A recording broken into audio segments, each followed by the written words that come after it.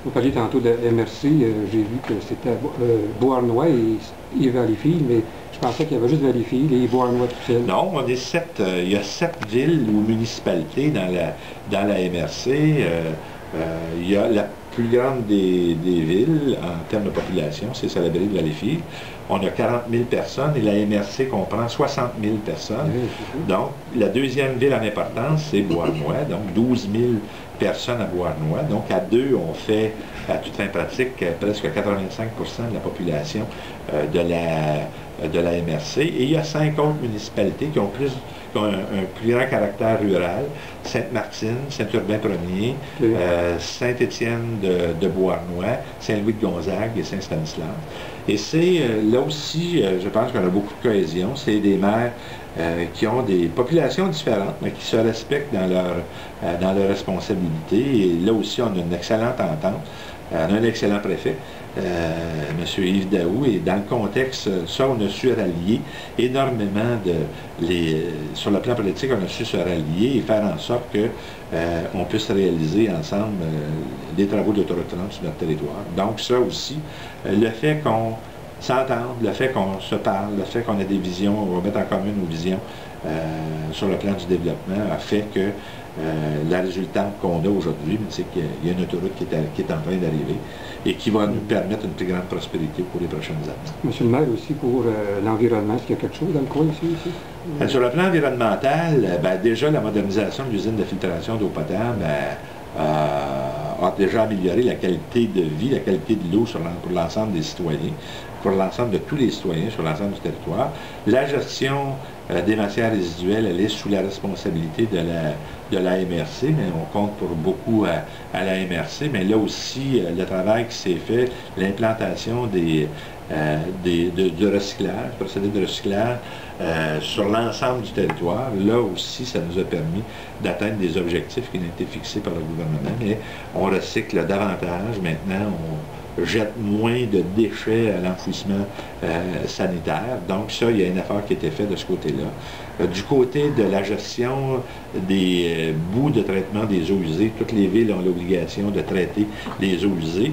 On a innové, notre ville a innové en implantant avec une société privée un système qu'on appelle OAP qui prend en charge l'ensemble de ces boues-là. Il les rend inertes et là, on réalise des économies extrêmement importantes d'environ 200 250 000 par année avec cette implantation-là. Donc, on offre ce service-là à toutes les municipalités périphériques. Là, je vais vous poser une question pas épineuse, mais dans le sens que je parle comme un citoyen, ça fait 2 ans que je suis ici, mais Chenley, est-ce que c'est endommageable? Je parle de la levure qui sort, c'est ça? En fait, il y a eu, là, au cours des années, on a fait, avec le gouvernement du Québec, le ministère de l'Environnement et le ministère des Ressources naturelles, puisqu'ils sont impliqués dans ce processus-là, on a fait un certain nombre d'examens pour voir s'il y avait un impact majeur quant à la production d'alcool dans un secteur municipal. Moi-même, j'habite ce secteur municipal-là et évidemment, on se retrouve avec des particules noires sur l'ensemble de nos clôtures ou la maison, les parties pas des vinyles de notre maison. Le ministère de l'Environnement, dans l'étude qu'il avait réalisée, concluait que c'était pas Chenley qui était en cause, et c'était plutôt un champignon sauvage qui était venu d'une invasion quelconque qui s'était produite dans les années 80, qui s'était fixé aux arbres du cimetière, et ça produisait des champignons qui finalement viennent à éclosion à chaque année, à une période de l'année, et le vent transporte ces champignons-là qui vont coller aux parties de vinyle de l'ensemble des maisons.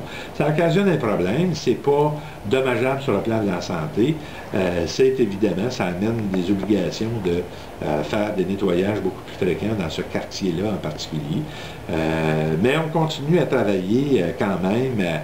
Plusieurs citoyens ont la conviction que Chenley est parti de cette problématique-là. Alors, on continue à travailler avec eux et avec les citoyens pour éventuellement trouver des solutions qui seraient beaucoup plus permanentes. Justement, ma question, je savais si les citoyens ont été avisés de ce que vous dites. Là, oui. On a eu un travail qu'on a fait avec les citoyens. On a même monté, bâti avec Crivert et Zip Saint-Laurent une campagne de promotion, d'une part, pour que les gens comprennent. On a eu des rencontres publiques pour expliquer la situation. Le ministère a participé à ces rencontres-là, le ministère de l'Environnement, pour expliquer c'était quoi la problématique. Et on avait trouvé une solution à cette problématique-là aussi. Il fallait faire des nettoyages avec des produits qui sont évidemment très peu coûteux.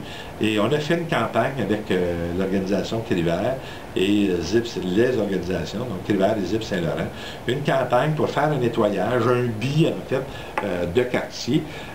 Évidemment, la fin de semaine où ça s'est réalisé, il n'y a plus à boire debout, donc le succès était mitigé. Alors, éventuellement, on pourra reprendre avec le temps cette campagne-là, puis essayer d'avoir du beau temps pour étendre, dans le fond, le nettoyage global. Je suis bien content d'entendre parler parce que moi aussi j'étais comme inquiet. Là, je suis rassuré parce que je ne savais pas. OK, donc pour 2009, c'est quoi encore un projet que vous voulez réaliser là? Il y a beaucoup de choses à faire. Ça dépend si vous parlez du culturel, parce qu'il y a différents domaines. En général, mettons. En général, évidemment, 2009, on doit poursuivre le travail de développement qu'on a fait. Il y a 2 nouvelles usines qui doivent s'implanter au cours de l'année dans Salaberry de Valleyfield. Donc, c'est préparer la venue de ces usines-là. Il y a énormément de travail qui est à faire au niveau de la réhabilitation de l'ensemble des réseaux, ce qui est souterrain actuellement. On est une ville qui a quand même 135 ans d'âge et une bonne partie des réseaux qui ont été construits dans les années 30, dans les années 50, une bonne partie de ces réseaux-là, conduite d'eau, conduite d'égout, se sont détériorés avec le temps. Donc, il faut arriver dans les grandes zones où il y a une forte densité à remplacer ces conduites-là. Ça demande énormément d'argent, donc on a mis en place un programme qui s'étale sur une dizaine d'années et qui va nous permettre de dire, chaque année, on va réaliser l'équivalent du remplacement d'1 à 2 km de conduite dans les endroits les plus critiques, les endroits où on a identifié qui étaient les plus endommagés.